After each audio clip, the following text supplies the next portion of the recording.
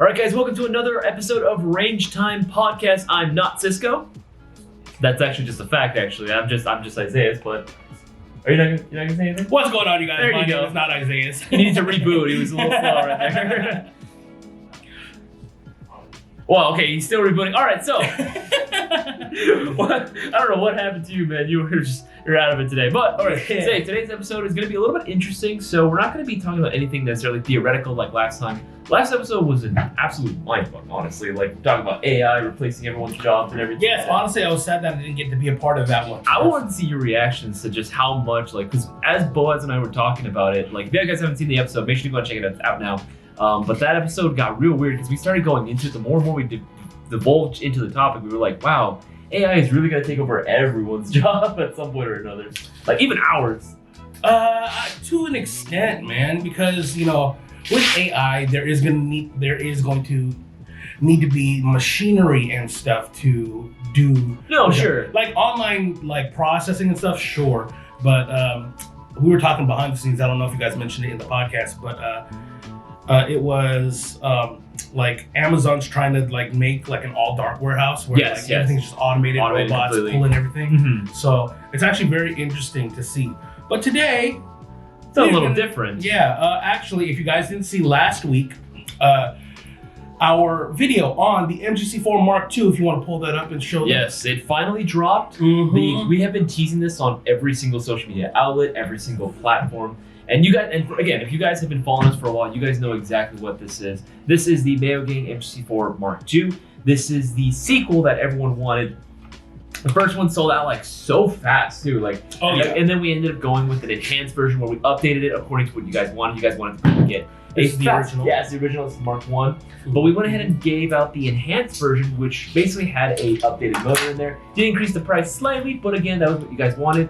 And this enhanced version, again, this was another gun that we listened to the community, we listened to all the feedback. We wanted to give you the gun that everyone wanted, and this is exactly what we came up with. And honestly, I am very, very proud of this. But there are a few questions, I'll say, regarding this gun. Yeah, absolutely. So after the video was released, some of you guys had some comments and questions. We'll answer that in a bit, but we wanted to go a little bit more in depth about the MGC4 and the mentality, the thought process of it, what we had in mind. Yeah, what we had in mind when we were putting this together, and why that there are.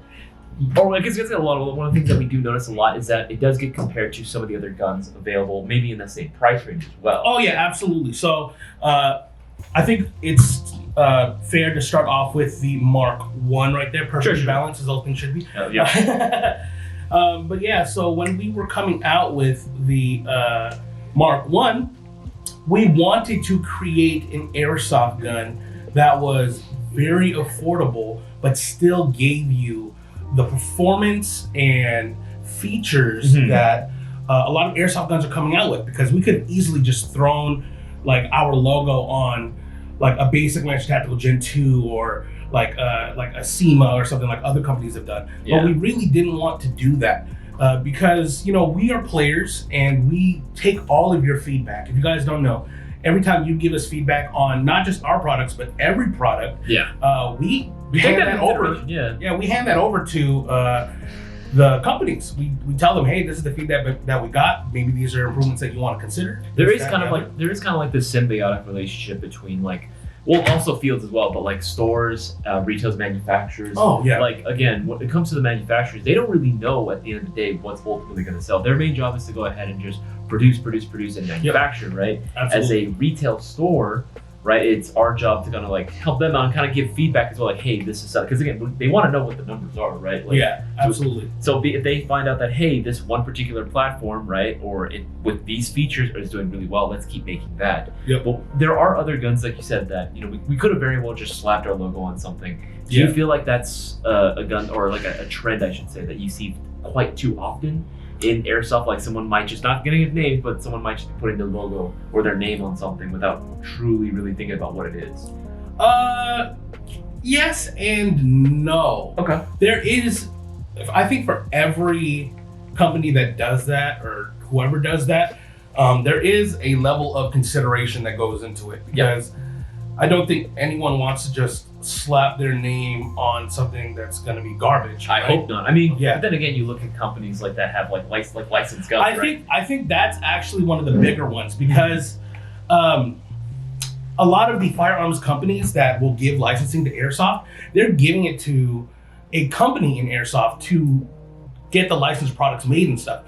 A lot of them don't really have their hands in the pot like that. A lot of the companies, the real firearms companies themselves, don't have Very hands-off approach. Yeah, like one thing, like one company that does would be Terran Tactical. Yes. Yeah, So love it that Daddy Terran comes in and like actually like not like every single individual model, but like when it comes to like the base model, Yeah. he has to go ahead and give his stamp of approval for that and inspect like, all right, is this good? Is this not good? Yeah, no, and you know it does make for some delays and some complications because you know Terran, he builds like custom made real firearms that are like top tier, right? Like the Gucciest of the Gucci. Yeah, and he wants to try to achieve that in Airsoft, but realistically, like when you are going through, you know, another factory that is mass producing them, it sometimes, not even sometimes, like a lot of the time, it can't be up to that standard. But like for him, God bless his soul, he will push the envelope and try to get it as damn near perfect as as real real firearm. real thing as you can possibly get, right? Yeah. I mean, it makes sense, right? It's his name that's on it. His logo is all over, like the Combat Masters, the Alphas, the Sand Vipers, the Pit Viper. That's his logo. That's his name that's on there. If it doesn't work out like that, right? Especially for like, let's just assume, right? It's a young airsofter, right? Hasn't owned any firearms yet. Is starting to get into it. He sees that logo, he's like, oh, this is sick. And if it doesn't work or gives him a bad experience with it, he's gonna grow up thinking when he does eventually move on, because all airsofters at some point are going to get into real farms. Yeah. when they do get into real farms, when they can, right? They're going to associate now that logo is like, I don't really know if I want to go with that because I had such a bad experience with the Airsoft version. Even though it's very different, clearly. Yeah, absolutely. Yeah, it's going to just by association. Yeah, people don't realize that that the licensing brand doesn't actually make the Airsoft version of it. What's up, Elias? Where's your mic? What are you using? Oh yeah, no mic. This to be fair, this microphone picks up a lot better. So yeah. What up, family? well, we have new mics on the way. So yeah. But yeah, guys. So take that into consideration as well when a company or a person is just slapping their name or their brand on a manufacturer or like a gun from a manufacturer. There's gonna be a little bit of knowledge going into it. They might not know the extent of it though, because they could just be like word of mouth. Oh, this brand is really good. This brand is really good, and we have seen that across the board with multiple manufacturers and stuff. So, so yeah, it's actually very interesting to see the behind the scenes process of it. Not only that too, like I feel like with a lot of these brands, right? Like I think we've even talked about it with Boston before, where he's like, yeah, a lot of times you're going to go with the cheapest manufacturer because they want to go ahead and mass produce more as much as possible. Oh, yeah, right? absolutely. So you'll see brands like, you know, we can go on and say, you'll see like Cybergun, right, with their licensing for pretty much like, again, with the Colt license, right? Yeah, unfortunately, like. And it sucks because like when we get this a lot too, especially in store where we have to go ahead and do like help customers out with issues with their airsoft gun, whether it be some sort of like QC issue that we notice with their guns, they bring it in and I just see the Colt trademarks on it, and I'm like, oh, what gun is this? And it's like, oh, it's a Colt M4, and I'm like, okay, do you actually know what the manufacturer is? Oh, is it not Colt? Yeah. And you gotta explain the whole process, and they don't know. It's not that they're expected to know, but it does help out to know exactly what brand is OEMing the airsoft gun. Yeah, of course. So, because again, otherwise, a lot of new players who don't know getting into this are just gonna go off just based off the name. No, yeah, absolutely, and that's another thing too. Some factories or some companies don't disclose what factory they're going to. And only like someone experienced or well versed in airsoft manufacturing or just like the back end side will be able to tell if they take it apart or they see certain parts. Did you ever tell Chad, or did you ever tell like the viewers about that one time that you had guys from like Spectre Arms come in? Oh yeah. I thought this was hilarious. Actually, I don't think I told Chad about that. But this was like 2019, 2018? I think 2018 or 2019. They came in and they were showing off some of their guns. I was like, okay, cool. I literally I picked it up. I was looking at the hop up unit. I was looking at everything. I was like, your factory is this, right? And they're like, say the factory name? Yeah, FJ, right? Yeah, FJ. I forget the actual name, but FJ is the. I don't remember what it stands for. Just the the first letters of the actual The company. acronym, yeah. Yeah.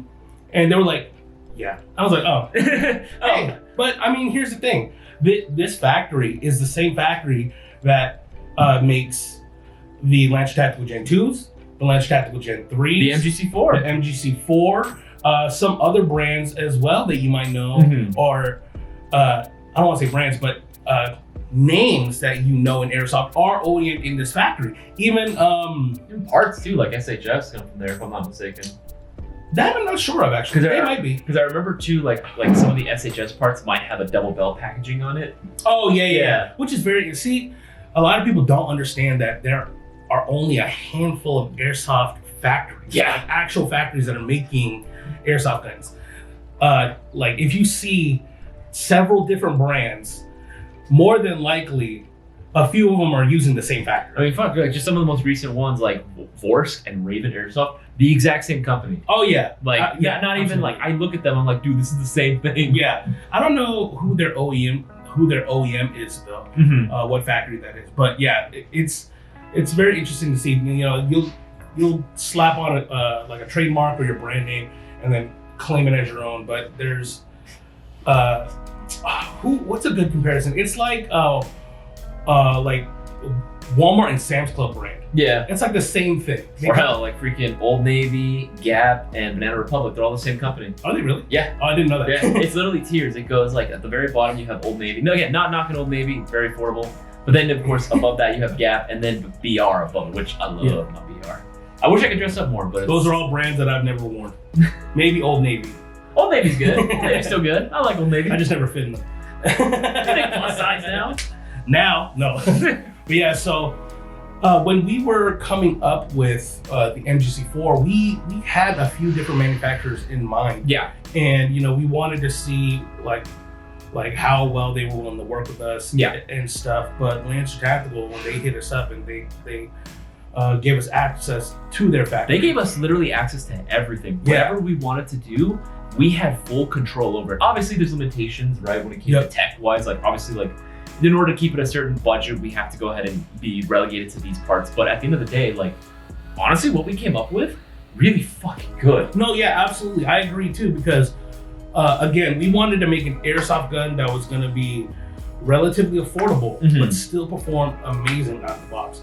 And that's not, you know, we're not trying to knock on anybody else that does that, because No, of course not. like PTS has done it with their Zev guns. These are OEM by SEMA. SEMA. This is the SEMA Platinum series. Even the Echo One BTS series. Yeah, they're SEMA Platinum. Those ones are SEMA Platinum as well. A lot of rebranding going on. You get used to this trend. Yeah. Oh yeah. Get used to it. It's gonna keep happening. Such a deep dive. But yeah, I mean, not knocking on these guns because they actually shoot really well. But we kind of like went through what they had available, because each factory, you know, they only make a set amount of parts. Yeah. And they can only, you know, they have to work within what is available for them. And if it's out of their reach, you know, you're kind of SOL. Yeah. So we wanted to, again, this is going to be a repeated phrase, but we had to keep in mind like cost to performance to features. Yeah. All in a good balance. It's a very delicate tightrope that you have to walk. It's very narrow. Like you could go ahead and focus like solely in one section, but everything else would be shit right at that point. And at that point, it's not a model that we would want to go ahead and endorse or put our name on. So again, it really was a matter of being able to go ahead and balance, again, like you said, performance. I'm not gonna lie, I forgot the other two. Cost and features. There you go. I completely forgot. I don't know why I blinked out there for a second. It's okay, because I had more I had more say in that, or I had to deal with that more, because you know we wanted with the first one, Mark 1, we were trying to figure out what we wanted to do, because you know you can get like insane rates of fire. No, of course, yeah. Out of the box, but you kept more of a, I feel like you kept more of a practical mindset when it came to designing this. Like, yeah, you could go for something fast, right? You could go ahead and maybe having the option of swapping out the gear set. Plus, I know that's going to be something that's going to be asked later on when we go over questions, but being like swapping out the gear set so it can shoot faster. While that does sound cool, at the end of the day, it's not really necessary, right? Because the biggest thing that people focus on mainly is going to be trigger response more than anything, right? That's going to be, and again, most fields don't even allow full auto in the first place. Yeah. You're going to be relegated to semi-auto only, so what is the point of being able to have that? If anything, I feel like that might bring the cost up. So going for a high rate of fire does bring the cost up. Yeah. So it's actually very interesting because we wanted our goal again. God, I hate repeating myself, guys. I apologize, but with the focus of the player in mind, we also wanted to have something that not only performed well but was reliable. And we tested different gear sets.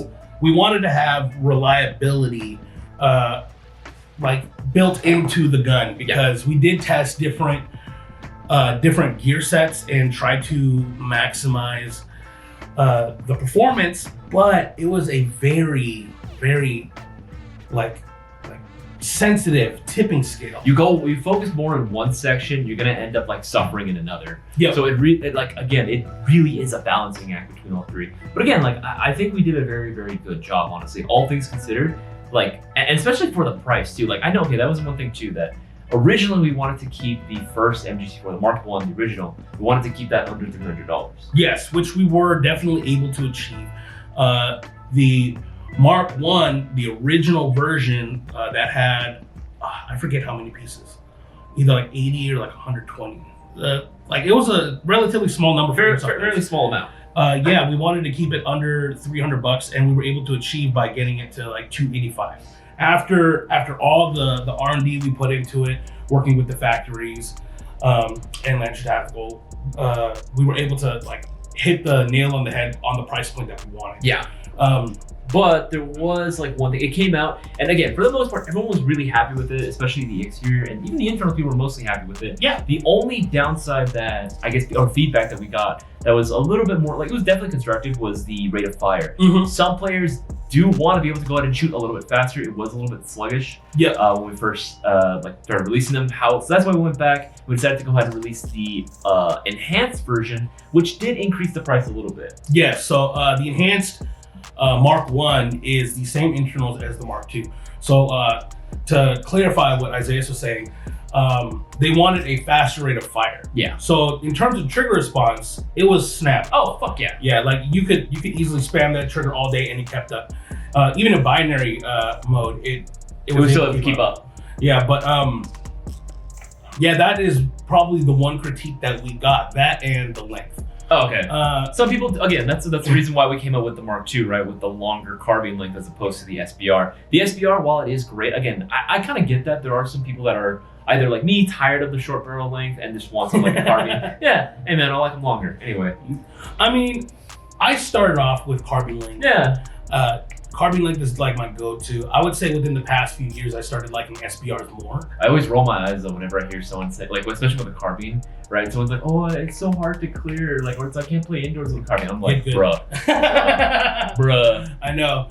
Well, I think that's a testament to us because I would say when we started, SBRs really weren't a thing. Nowhere near as like if you wanted to go like really CQB, you're not even looking at an M4. You're looking like an MP5 or P90. Yeah, something really compact. Or maybe like KWA and P7s, and I was thinking it was a Mac 11. Oh yeah, that both those guns, like the UMP, maybe the G36, something a little bit more compact with the barrel. Yeah, isn't super long. I think like the main SBR that you would see at the time was like a G36C. Yeah, exactly. Either that, it was always an HK gun. It was either G36C, UMP, or MP5. Yeah, those are the three. Specifically, no, not even specifically, because I would see variations of the MP5. Yeah. Like I'd see the MP5K, the MP5 SD, the A4. I think the SD was the most popular when I was like playing. Oh yeah. Yeah. Honestly, I think MP5K and MP5 SD are like my two favorites. Absolutely. A4 and K for me. A4 that's the tubular handguard? No. That's the. Is that A3? I think the A4 should be the just triangle. classic. Yeah, the triangle. Okay, yeah. I don't mind. Paddle stock. Yeah. Hey, that stock was uncomfortable as hell. No, it was not comfy at all. Packed. Yes. Yeah. That's what you went with. Yeah, but so yeah, I recently like 2019 or so, it started getting the SBRs, which is what we saw the trend was. A lot of manufacturers were coming out with shorter barrel airsoft guns. That's sort of like Mark 18 length, that right? That sort of 10-inch. Yeah, starting off at about the 10-inch range, going down to maybe like 4 inches, which where you'll see ridiculously short. Yeah, you'll see like the PW9, which was, by the way, something that we had considered too for the original MGC4. Like we were trying to consider what length we wanted to go ahead and go with, right? Yeah. And we did throw on the table, like, do we want to go like super shorty? Yeah, no. We even put polls out for everyone that's been rocking with us for a while now. When we started talking about the MGC4, before it even had a name, we were like, hey, what would you guys prefer? Would you guys prefer carbine length, maybe full length M16, something really short, like again, like 4 to 6 inch barrel rail system? And a lot of you guys were like, we want 10.5. Yeah, 10.5. I was like, okay, cool. So we took that into consideration. Yeah. We saw what the factory had available, and we rocked with that. And your guys' feedback is definitely what contributed to us making decisions on the final product. Yeah, you guys had a huge hand when it came to the development of the MGC4 lineup, right? That was something that we looked directly at the community. We looked at what they wanted, what you guys wanted specifically when it came down to the length, again, trying to keep it within a reasonable price point, all the different features available as well, and trying to keep it like more than competitive to whatever was available on the market as well for that price point. Yeah, and it's funny because there were a few brands out there that were like, oh, this is like competing against this brand. So I would say the two that were always like being mentioned were the SEMA Platinum and the Novarich SSR4. Yeah, SSR. So surprising enough, the SSR4 is actually like a cousin to the MGC4. It's literally like blood related, bro. Yeah, they're from the same factory. So if you didn't see our video, I actually got to take it apart and compare it side by side with the Lynch Tactical Gen 3. And a lot of the parts are the same. Yeah. A lot of those parts are the same. There were like two main differences though with the SSR4. The SSR4, I believe, is using a different gear set. Yeah, they had a 16-to-1 gear set. I'm not sure what motor. The piston was different. The piston head, the cylinder head were different. I believe it had an aluminum piston head and like a cup seal cylinder head.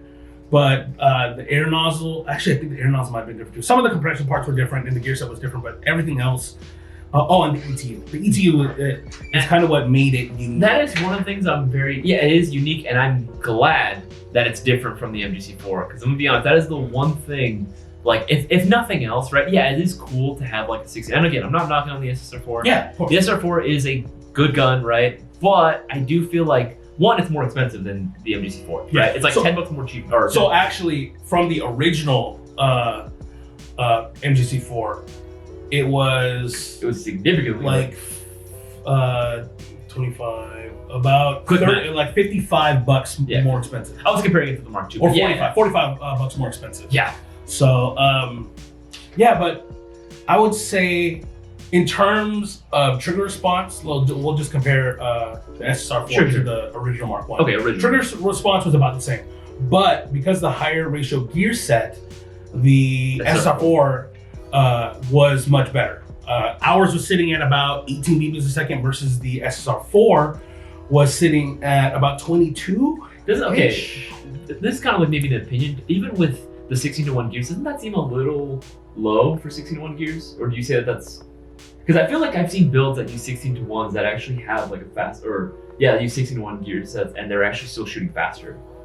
Well, I would say that's relatively low for a 16-to-1 gear set.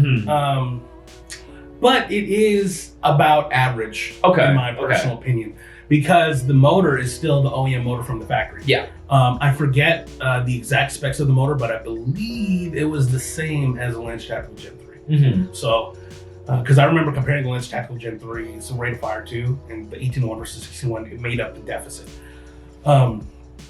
But yeah, it's just like their gun was full metal too, and they do have a polymer version, which is slightly more expensive than the regular Lynch Tactical Gen 3s. I think there's like $250-ish, give or take.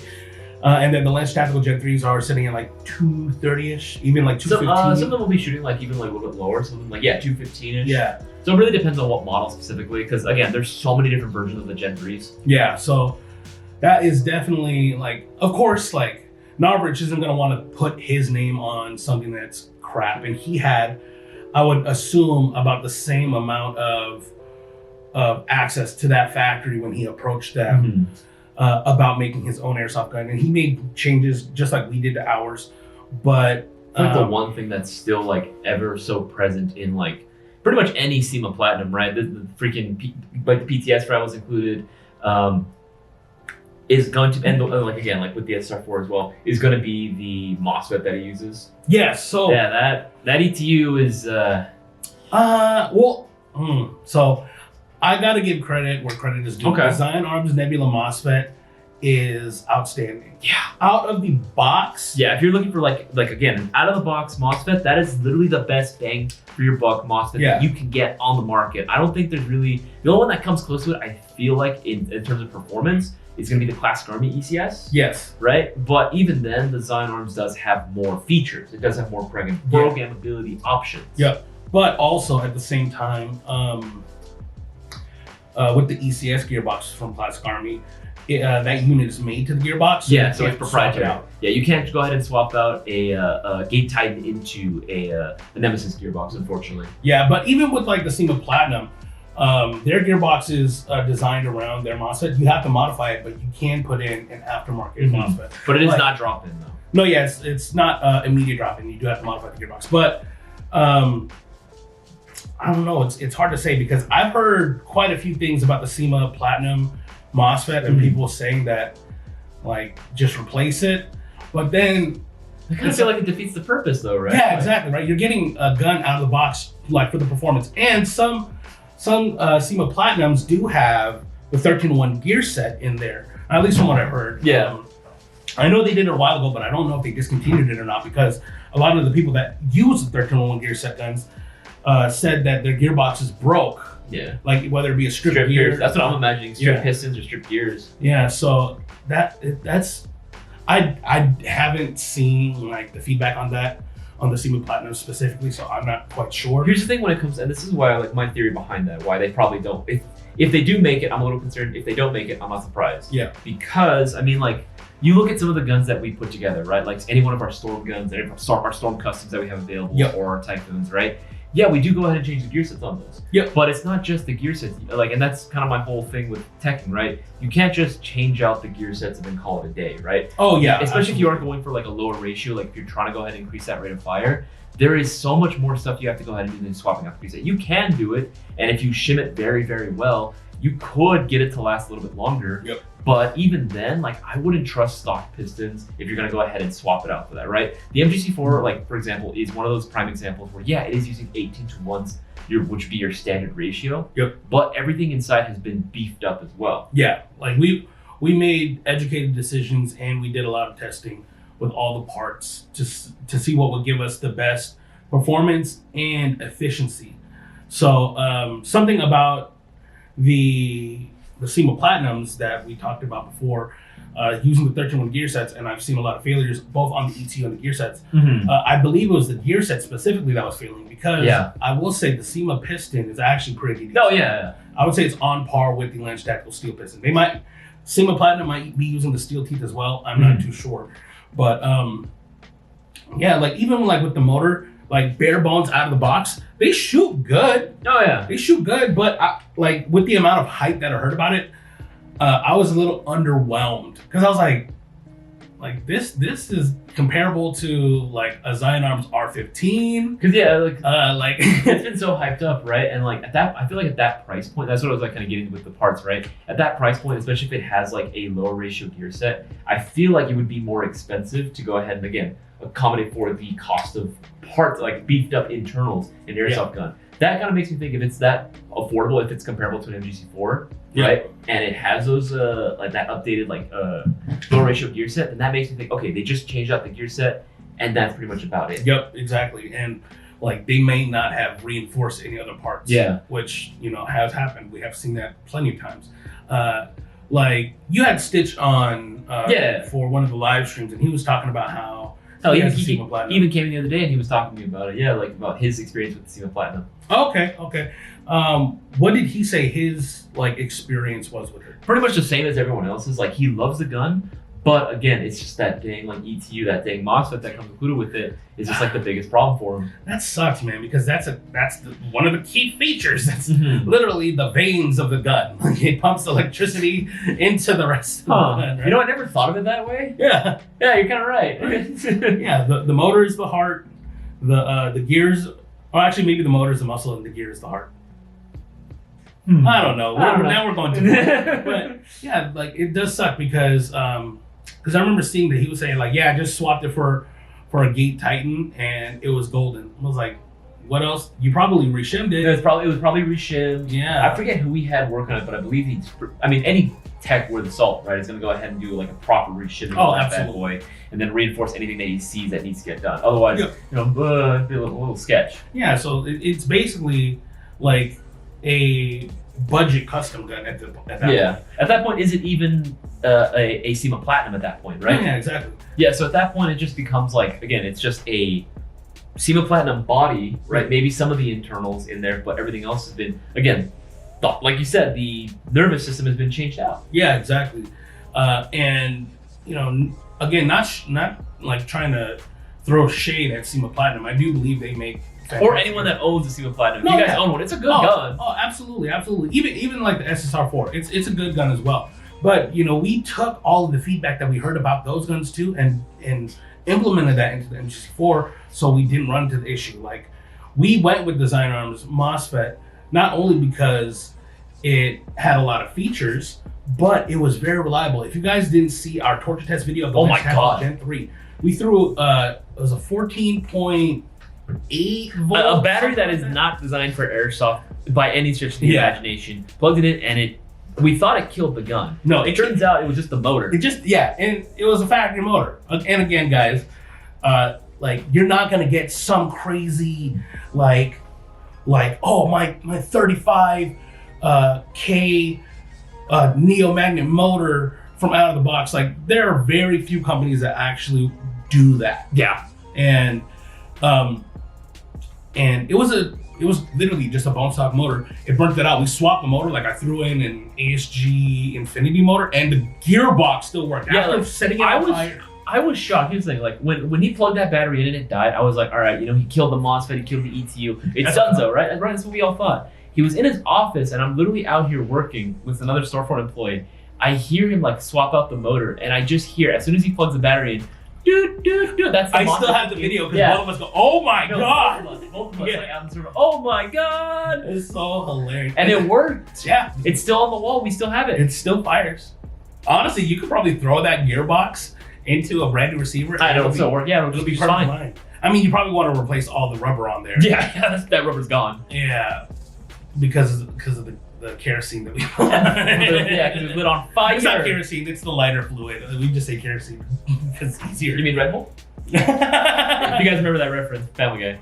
Yeah, but yeah, those are things that we took into consideration, and something like stressing on the side of performance is that with Mark 1, we wanted to aim for solid trigger response, and everyone loved it. But what you said earlier, people were saying, "Oh, I want to get more rate of fire." I need speed. And we were telling people, like, when it came out, like, Are you sure? Like, you're not gonna really use the full auto pretty much anywhere, but people were still pretty adamant about it. Like, hey, I just want to shoot fast. Yeah. Which, sure, okay. I mean, it's gonna happen. We let everyone know too. We're gonna warn everyone, like, hey, this is gonna increase the price a little bit. It's gonna be the same gun, but it is gonna increase the price. We're just gonna go ahead and swap out the motor. And they said, sure, okay. Yeah. So fuck it. Yeah, I mean, it wasn't a dramatic price increase. It was like a No. It was like $20 more. Yeah. So now the enhanced MGC4 Mark 1 is retailing for $305. But you do get originally we went with the 19K motor. Yeah. So high TPA, high torque, trigger response great. The enhanced version and the Mark II now have a 25K motor. Oh yeah. This still gives you a very snappy trigger response where you're not really feeling a significant difference in terms of the responsiveness between both motors, but you are getting a faster cycle rate in terms of rate of fire. That's what I'm saying, man. Like anytime like I get customers that come in the store and they're just looking for like a motor to swap out. Anytime I have any 25K motor, Yep. I love the 25K. I feel like that's just like a great. I don't want to say it's balanced because obviously it's more torquey, but like I feel like it's a good balance. So actually, it also depends on the manufacturer as well. Oh yeah, because I've done a side-by-side comparison between the G&G Ifrit motor and the Arcturus 25K motor, and the rate of fire on the Ifrit motor is faster. Yeah, and I was trying to figure out like what the hell, but I think it just comes down to how the magnets are actually I don't know. It's gonna vary from manufacturer. I mean, it's like the milliamperage, or not milliamperage. It's like the C rating or discharge rate on like batteries, right? Yes. Even though it'll say 25C, depending on the manufacturer, it might be like, oh no, it's just 10. Yeah. Right? It might not be the most accurate. Well, yeah, but we talked about like the discharge rating on batteries in our LiPo video, so make sure you check that out. But yeah, like with that 25K motor, we still went back to the board on everything else. And we wanted to make sure that all the other parts that we had were still solid. Yeah. So of course we still had the steel gear set, the steel rack piston. We kept the bearings that we had on there because they were actually still really reliable. And the way that it came out, it was very efficient actually. Actually very surprising with the Mark II and the enhanced Mark I.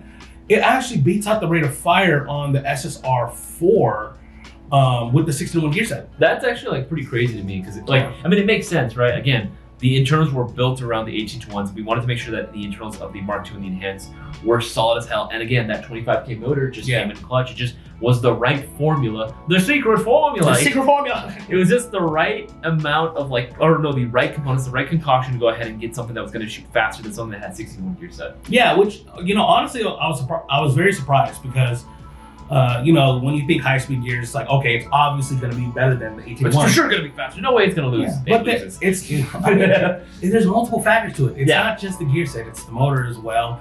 How well the gearbox is built. Was it shimmed very well? Yeah. And was the motor height adjusted properly? It's like the angle of the motor engaging. It's the efficiency too on that. Yeah. If we're not even talking about rate of fire, what's also the air compression like? Yeah, exactly. Which is also funny too because our compression on the Mark I, the original, and the Mark II are spot on. Yeah. Like I'm so happy. Yeah, I remember. Yeah. And it only has a single O-ring cylinder head. Oh shit. No, yeah, but it is pretty beefy. I do believe the factory did make changes in improvements there. But I remember when I took apart the SSR4, it has like a cup seal cylinder. So instead of it just having one O-ring, it's basically just like a rubber cap that goes onto the bottom. And testing that out with like its own compression set together, there was a slight air leak. And like I was giving it the best shot I could. Why is it happening? Yeah, I couldn't figure it out. It's just like because with a cup seal, it sounds like it would be like significantly more efficient than just using single O-rings. Yeah, it's just I don't know. Honestly, I was pretty sad about that. But I mean, again, we did a lot of testing. I don't know the extent. Not knocking. Okay, I gotta clarify. I'm not knocking anybody. But maybe when they did test it out, like it was perfect for them, or maybe they were just okay with that. I'm not sure. I can't speak on their behalf. Now, and don't get me wrong, it was a slight leak. It wasn't something that would dramatically impact. Like you weren't losing 50 FPS. No, absolutely not. The gun still shot like I don't even know. Like I think it was the longer version, like 380, 380 to 390. Yeah, sounds about right. So, yeah, it's just one of those things. Like I made sure that I expressed not only mine, but your guys' opinions and what you wanted to see, and made sure that we implemented that. And I think it was executed pretty damn well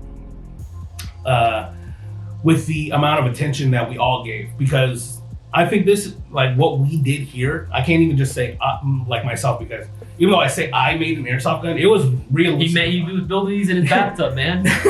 No, it was realistically all of us, because it's I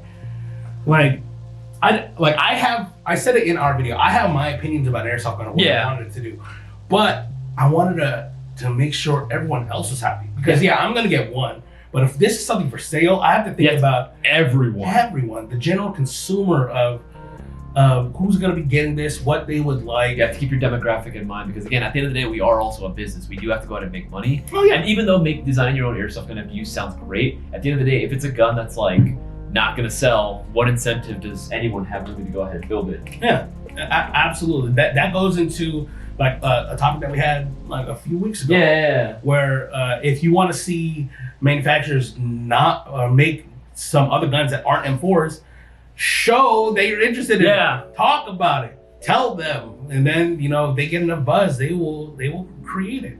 But with the unveiling of of course the Mark 1, the enhanced version, and the Mark 2. Here, let's switch. Let's talk about the Mark 2 right there. There you go. So the Mark 2 came to be PTS mag. swap backs. Damn, this one's broken. I had a battery in here too. Oh no! There you go. There we go. Right up there. Let's see if it'll balance. Hey, there it is. Yep. So the Mark II came around because of the feedback that we got from the Mark 1. You guys, everyone that picked it up were like, "Oh man, we love it." Some of you guys are like, "I wish it was a little bit longer. I only play outdoors." I'm like, "Okay, we'll take that." There you go. We got you. We got you. Again, the main thing was the rate of fire, and that was something like, okay, cool. And then with how fast they sold, Lancer was like, "Let's make Mark II," and we're like, "Bro, okay, sure, yeah, let's do that." And again, this actually started happening towards when we were running out of the original MGC4, and we started brainstorming different things. I remember being on live stream, showing off different rail styles. Yeah, and I remember being stuff. part of that too. Yeah, and us going through it, what do you guys think? I don't know, because at the end of the day, it's still an M4. Yeah, right. And there are so many different M4s out there. You guys don't understand the amount of rails we had to look at to see which one would look the best, which one would fit on there in the first place. It's like, oh, we like this one, but it won't actually fit, right? It's just a pain. It's funny because I remember in one stream, I was like, so I should go keep on this one, right? Everyone's like, no, M4. I was like, I'm playing. But I even threw out the idea of Picatinny, and I was like, just playing, guys. We all know we're going to go with the URX. No! Oh, no. I'm not going to have the URX. I have quite a few, but it's just it's dated. It's very dated nowadays. A classic, certified good classic. Yeah, man. So, we talked about the different lengths, different options. And we even put up different polls, people to vote on stuff hey, would you like an AK? Would you like another M4? Should we do something different? And of course, there are going to be some limitations to that, not only between what the factories has available and what they can make, but some guns that people were suggesting were just kind of out of reach because of licensing. Yeah. A lot of people were like, "Oh, can y'all make a 416?" Or can y'all make a Scar H? Yeah. I was like, yes, but no. Yeah, yes, but no. Unfortunately, we don't have the license. We would love to. Yeah, absolutely. Absolutely. Dude, if we made a Scar, I'd pick that shit up in a heartbeat. If it was a Scar H. That's what I'm saying, man. If it was a Scar H, hell yeah. No, yeah. But with the Mark II coming into play, we took all the feedback and we changed out the motor. We again tested it against all the other components that we already had in the Mark I, which proved to be very, very good because most efficient. Yeah, because not only is it efficient, it's very reliable. Mm-hmm. Actually, I didn't see anybody complain contact us about an RMA with the MGC4. Yeah, no, same. Have you? Nah. Okay, see? Well, there you go. I mean, we handle it. so I would I think that's something to talk about for sure.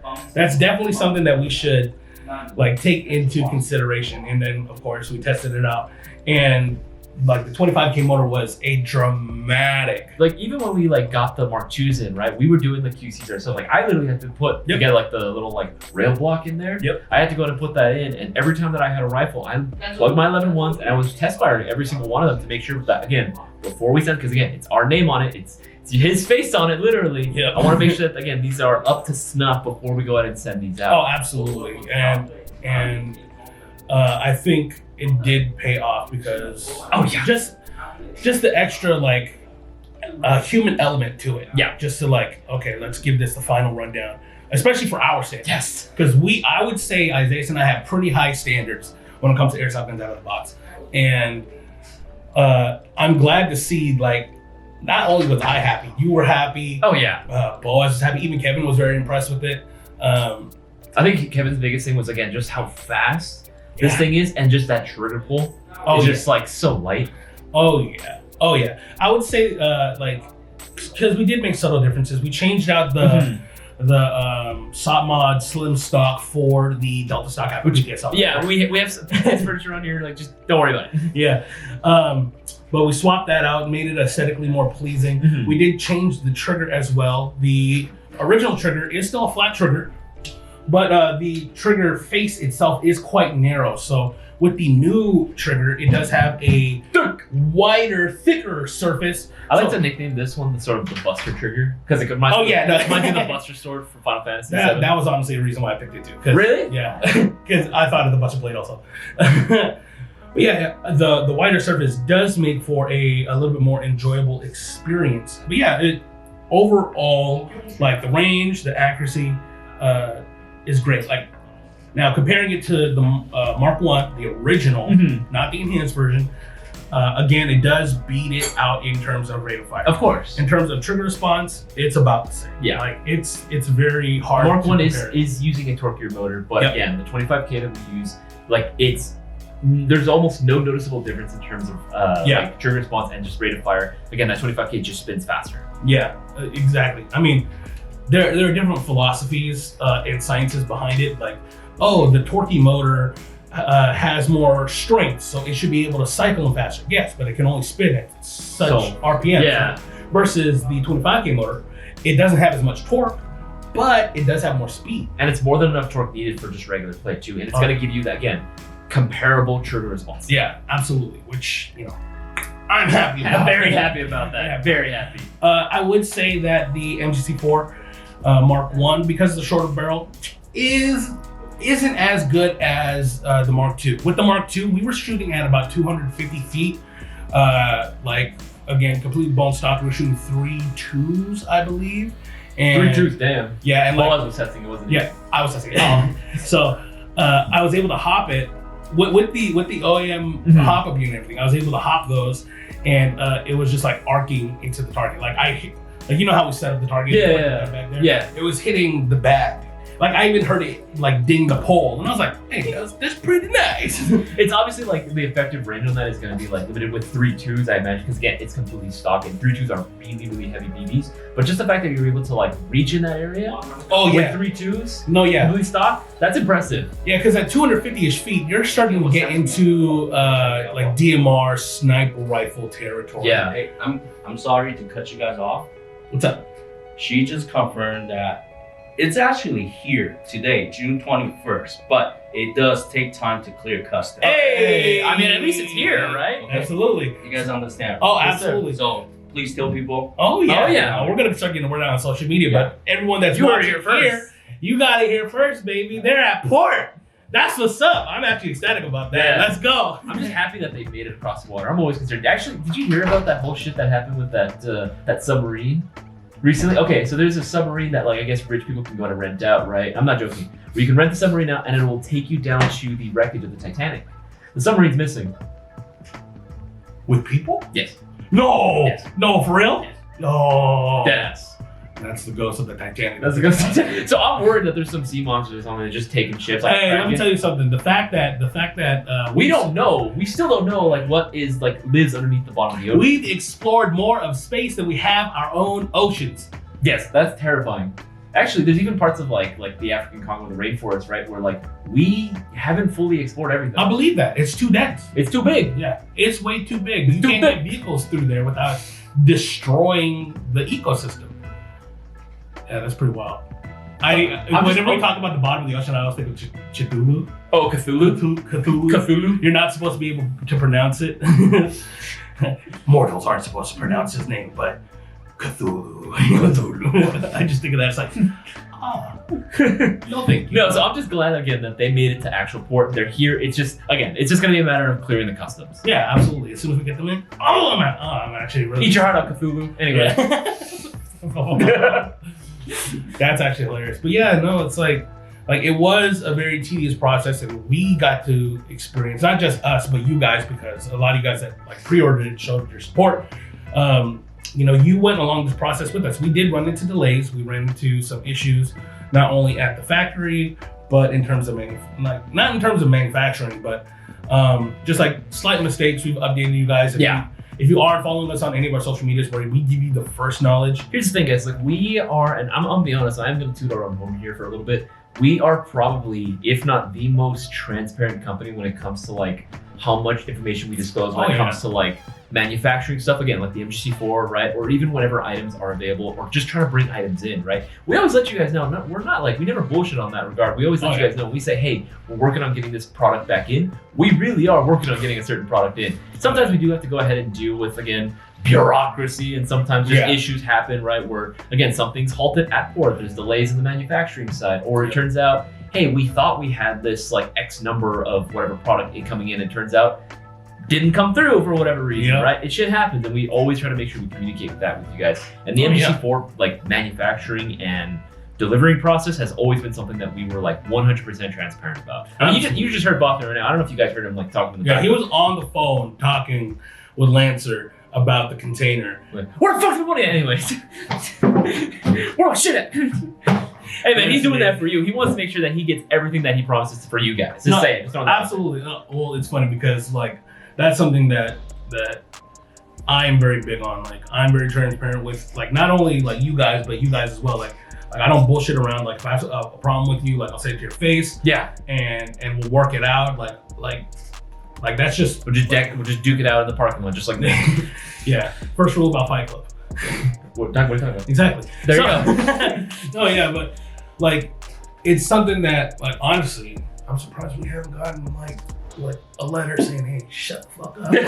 Actually, we've just on some real shit, guys. Like we've disclosed some like pretty big shit. I mean, you guys in the Mayo Gang are like pretty used to it, right? That like what you're just doing the meme. I'm just over here drinking my tea, drinking my bang. But no, we like you guys are probably used to it. But like on some serious note, like we've disclosed a lot of information before. Like a lot of shit that most stores usually don't. Oh yeah. Like, actually, I'm surprised now you think about it. Like, we haven't gotten. Oh yeah.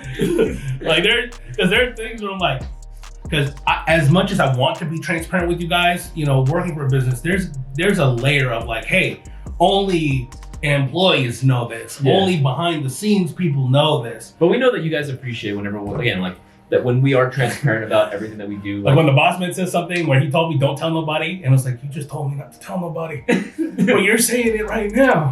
On stream. Hey, the world knows now. Like, all right, everyone. You said it, not me. But yeah, I mean, of course I'd love to go into every detail about everything, but at the same time, it's like, hey, there's like a need to know basis, and of course privacy. Yeah, that's privacy. NDAs between different companies. Like we'll tell you guys as much as we possibly can. Yeah. And sometimes more than we should. That's actually the latter. So, yeah, I mean, actually, with I was gonna say that with all these like with the new Mayo Gang, right, MGC4s, right, like out, there actually have been quite a few questions that I did want to go ahead and get to. Oh yeah, for sure. Let's hop into it. So one of the questions that we had regarding the MGC4s was, is it the same motor as the Gen 2 Pro line? Found it a bit sluggish compared to the Gen 3 19K motor. He wasn't the question. He's asking if the Lancer Tactical Pro line motor is the same as the MGC4 Mark II. Yeah, the Gen 2 Pro line. Gen 2 Pro line, yeah, so Pro line. I don't believe it is. I believe the Pro line is using I think a 19K, a 19 or 20K, and then again we're using the 25K. Like we tested like compared to like a Gen 3. Would you say the Gen 3 is faster than the Gen 2s? No, yeah, absolutely. Yeah, because that sounds about right. Because I remember testing like the motors are different between the two. Yeah, no, they're different motors. Yeah. But like I remember the Gen 3 being faster than the Gen 2 on Pro lines. Oh yeah. Well, with the Pro line though, the Pro line MOSFET does have a little bit of a limiter on there. Mm-hmm. So, because when it first came out, they didn't have a limiter, and it would burn it out. I do remember this, the very first. Because it actually shot like really fast. Kind of reminds me of G&G with their ETUs. Yeah, or GMP. Oh yeah, the i5. SEMA. Yeah, SEMA. Yeah. But the motor is going to be different. Okay, this someone's asking, or someone's actually said this one. This one's kind of interesting. This is mid-tier actually. 18 to 1s are industry standard, basic vanilla compression parts. Motor is weak, it's not even 30K neodymium. I can never say that word. The most valuable thing inside this AG is MOSFET, that's it. So I feel like this guy's just hating to hate because I don't think he truly understands what's inside of it. Okay, like we said before, right?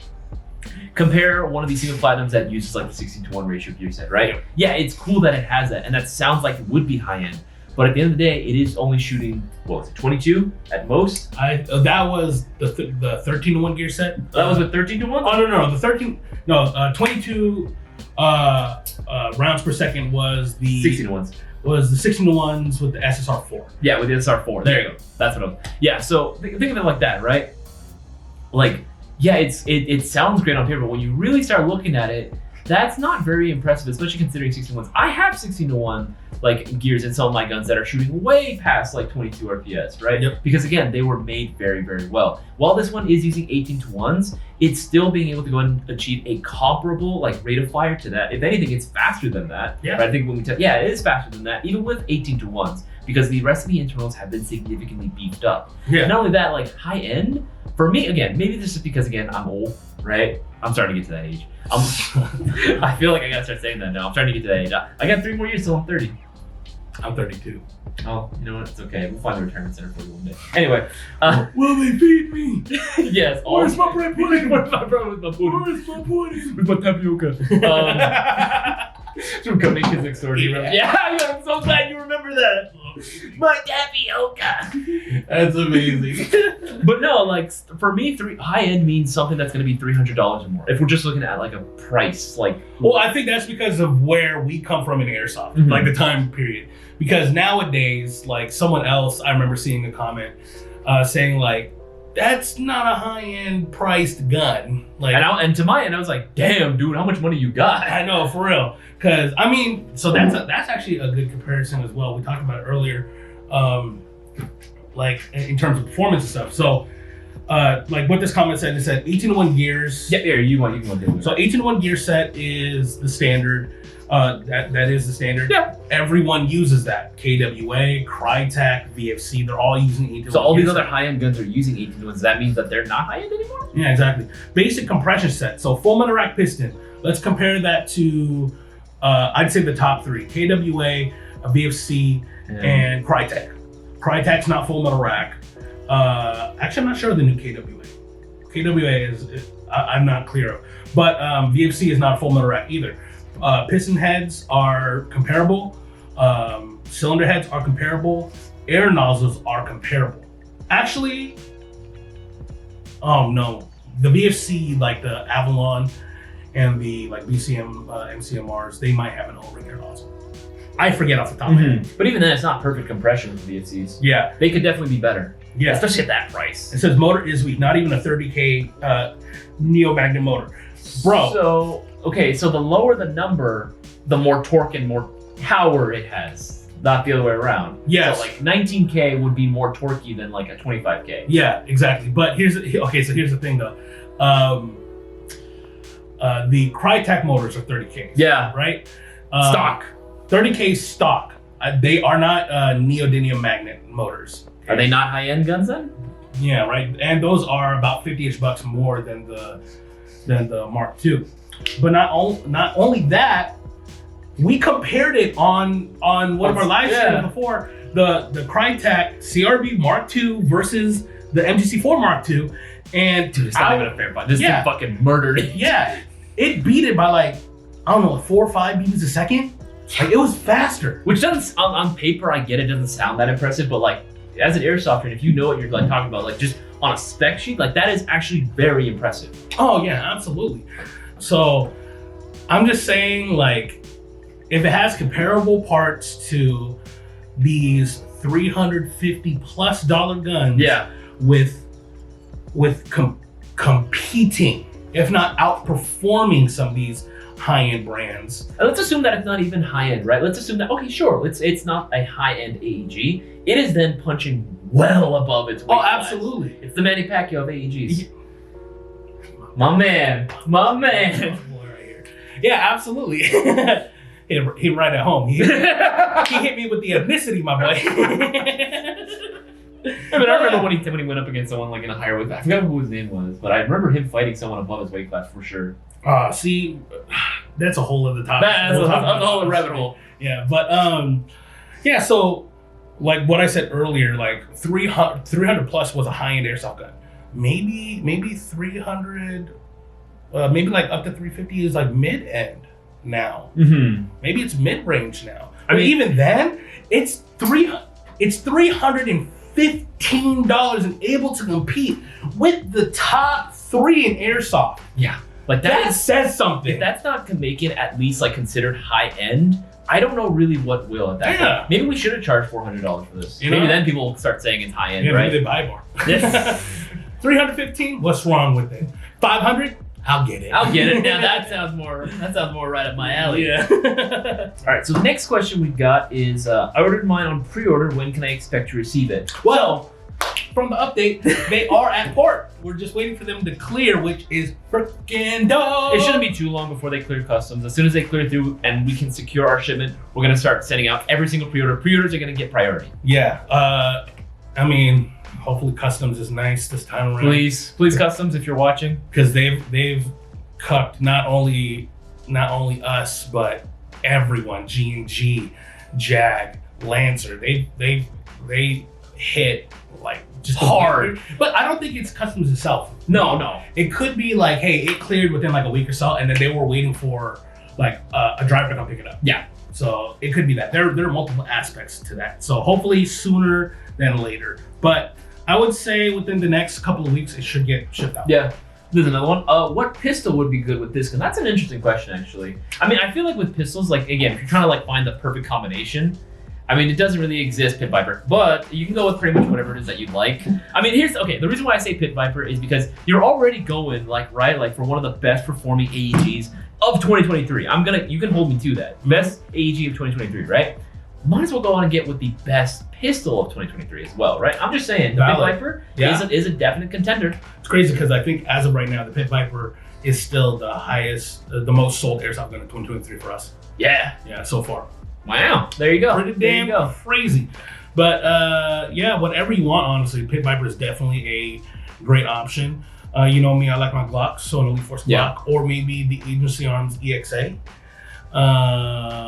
An Army Armament high Kappa of some Maybe sort. one of the new Vorsk or Raven pistols because they have the red dot Actually- pre-installed on there. There you go. Actually, Actually, that's a though. move. And that's only like $164. Yeah. With the red dot! They're cheap too, man, and they're not like okay in the box. No. They're like pre-installed immediately. Yeah. So Immediately. Oz and I will always say that to each other. Give me this gun immediately. You club. All right, next one. Mini type connector or Deans and buffer tube size battery. So Deans. Beans. Well, it doesn't come with this stock. Again, this is a PTS EPS. We threw it on there to show how good it would look with it on. I was like, why is there a Tamiya connector in here? They have an adapter for that. it's an So adapter. it is wired to Deans, and it can take a buffer tube battery, which That is not. This is not. I thought you had one. The most milliamperage that I would recommend for the buffer tube would be 1,100 milliamperage. You might be able to get lucky with a 1,200, but that's a little bit too much length in my opinion. Never really hear that. But going with a 1,100 milliamperage would probably be your best bet, or even lower. Just make sure that you get the Deans plug installation if you are ordering from us. Like $5 extra. My pro. I am so sorry. Stay safe, kids. You know what? Learn from my mistake. I'm gonna go kill myself later. That, and it's funny because I remember it. I remember you had the loaded magazine there. I was like, okay, let me just clear it to make sure safe direction against. He did everything but one thing wrong. Right. So it's make fine. sure my partner is wearing iPro. That's my dumbass fault. I apologize. It's okay. Okay, moving on to the next question. This better than the KWA Ronin T10? Ooh. Okay. Hard to compare. I'm gonna say yes, but in very specific situations. Right. Okay. And maybe the other way around. Different guns, right? First and foremost, I guess I should go ahead and clarify. Yep. The T10 is a fantastic gun, and if anything, it's probably currently my favorite gun that KWA is currently manufacturing. Okay. Right, and I say that for a very big reason. It's a dope gun. It looks cool, but it's also it excels at a training rifle. Yes, right? Because absolutely. it does have the that kinetic feedback system. Yep. Every time you pull that trigger, there's going to be a recoil that comes back and forth, right? And it feels great when you fire it. It's not going to be comparable to a 5.56 or 2.23. Yeah. But I would say maybe comparable, maybe to like a 22. Around there. It's around there. Yeah, it depends. I mean, the feeling of the ERG is a little bit sluggish in recoil compared to a real firearm. Oh, no, 100%. Yeah, it's almost instantaneous. Yeah, but it is a very specialized airsoft gun. Again, don't get me wrong, KWA T10 is one of my favorite airsoft guns. Yeah. It's actually just the ERG series, not including Any of the ARM4s or RM4s. Yeah, they are some of my favorite airsoft guns. But in terms of just raw performance, rate of fire is going to be faster on the Mark II. Accuracy is going to be better on this one too. Yeah, accurate. Oh, I would say yes. It does have a longer barrel and a 6.03 inner barrel, a 6.03 bore. So it is a tight bore. But adding the recoil into consideration as well, could it be the recoil messes with your accuracy? Yeah, potentially. If you're not holding the gun right there, If you're weak. Hey, weak. I'm sorry. I don't know what. I don't know what got into me. I don't know what came over me. That was the old me. But no, like I feel like the T10 is, again, if you were looking for something that's good for like cross training in a sense, then I would say go with the T10. Yep. However, again, that MGC4 is just, if you're talking like raw performance, right? Like what they're capable of, this has definitely a lot more potential. It can do a lot more. Yeah, I mean, don't get me wrong. You can train with standard AEGs. Oh, 100%. Yeah, guys do it all the time. Yeah, but they're hard to compare. Yeah. But do you want to spend extra like 90 or not even 90, like 120-ish bucks for the recoil system? By all means, do it. I would get both. Just get both. There's your answer. Oh, this guy has some very strong opinions about. Okay, let's go. All right. MGC4 is worse. Compression is average and won't last long. Motor is really weak and slow. The only thing that's slow right now is your grammar. Anyway, only good thing about MGC4 is MOSFET. Only good thing about this sentence is the fact that I can somewhat understand it. That's it. But Ronin T10 is actually worth the money. It's way better compression and accuracy. Fast motor and compatibility with gate MOSFETs is an asset. First of all, I got to apologize on behalf of the public school system. I'm so sorry that they failed you. Anyway, that's hilarious. So he's comparing the MGC4 to the T10. The T10. Yeah. Oh, I mean, again, it's hard to compare. Here's like both of them are great guns, like I just said. I believe I replied to this guy. Compression is gonna be about the same. They're both damn near perfect. Mm-hmm. Like they seal like perfectly. No, I trust KWA. Yeah. If you're asking me like what I think about KWA internals, fucking solid. Yeah. And you act like you can't upgrade both guns with like aftermarket stuff. Yeah. But at that point, again, what are you like if you're gonna be upgrading a gun, like why not save as much money as you possibly can? Here's the thing about upgrading the T10 though. You have to consider how fast the weighted piston or the weighted system, the ERG system is actually moving.